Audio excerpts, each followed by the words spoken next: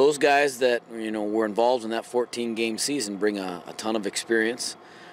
That should relate to passing on to the other guys how hard you have to work and how difficult it really is to have a championship kind of season. And so, our hope is that through their leadership, that they pass along to these younger guys and put that work towards the preparation for what is a long season to win championships. When you take a look at guys returning, it starts at quarterback with Isaac Stiebling. What does he bring to you now that you know you have a Division I quarterback? Because at the beginning of last year, he wasn't even the starter, kind of blossomed last year, and now is it going to go play football in the MAC? Well, at this time last year, we were comfortable in saying, we got a returning quarterback, and unfortunately, with injuries, we had to replace a returning quarterback. Well, now we're in those trials and tribulations of having to do that last year. Now that pays off this year. So he's got really 13 games starting under his belt to draw upon. And, when you have a returning quarterback that has that much experience, it just makes everything in the preseason and in the offseason run smoother. He knows what to do, and he's the leader of the offense. And so, the installation of all the scheme is a continual process from last year, and it just runs more smooth. So we feel like we're ahead of the game in terms of installation and where we should be with the amount of offense that we have in. But now it's allowing us to focus on the execution part of the offense. Specifically at the receiver position, you guys have a lot of depth returning. How does that help you guys? How are you going to utilize so many bodies in Malik and David and all the guys you have out there at the receiver position? Well, it is unique. It's unique to our program in that I don't know that we've ever had that much talent in abundance out there. And, so we're going to change things. We know we want to get the ball in those guys' hands because they're special.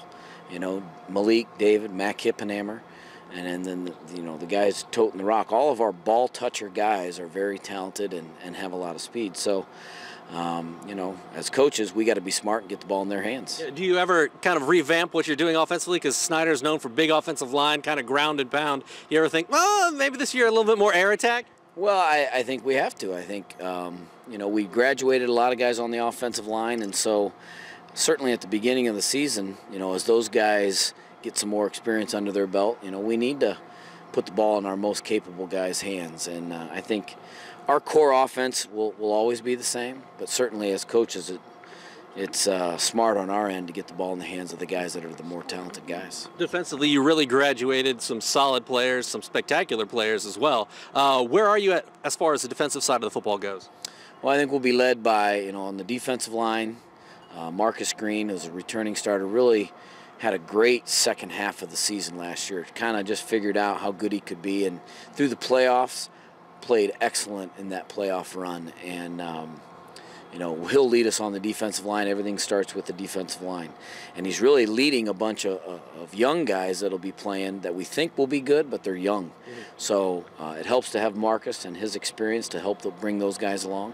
At linebacker, Drew Brailsford and Lucas Isley are veteran guys, seniors that have played that position for 4 years, know the ins and outs of the defense very well, so they will kind of captain the defense from that position. And then in the secondary, Janari Brown and Isaiah Knight are returning starters that bring a wealth of experience and are very talented players. So we return players, not an abundance of players, but players at key levels on the defensive side that should allow us to spread that, leadership to the other guys that fill in those other spots. What's the focus for you guys in preseason? Work on fundamental execution of the offense, the defense, and the special teams. So, we're not a team that does a ton of scheme, so our installation is set.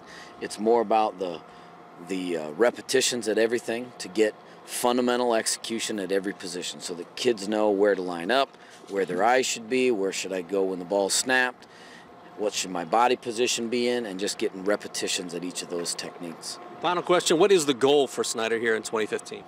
Well, our goals don't change every year. We want every kid to leave this program knowing what it means to work hard. We're going to work very hard in preparation and in getting ready for each week. We want them to leave this program knowing what it means to care about something other than themselves. So if we accomplish those things, then the goals on the field of winning an SAC and a state championship, we have a chance to accomplish. Anything else you'd like to add, Coach? I really like to say that, you know, the whole Snyder football community and family, as we'll have Coach Schwarzkopf on our mind all year. You know, he's a great representation of Fort Wayne high school football. And as he goes through some struggles and the Bishop Dwenger family goes through some struggles, the Snyder football program will have them on our minds and in our prayers certainly during this whole season.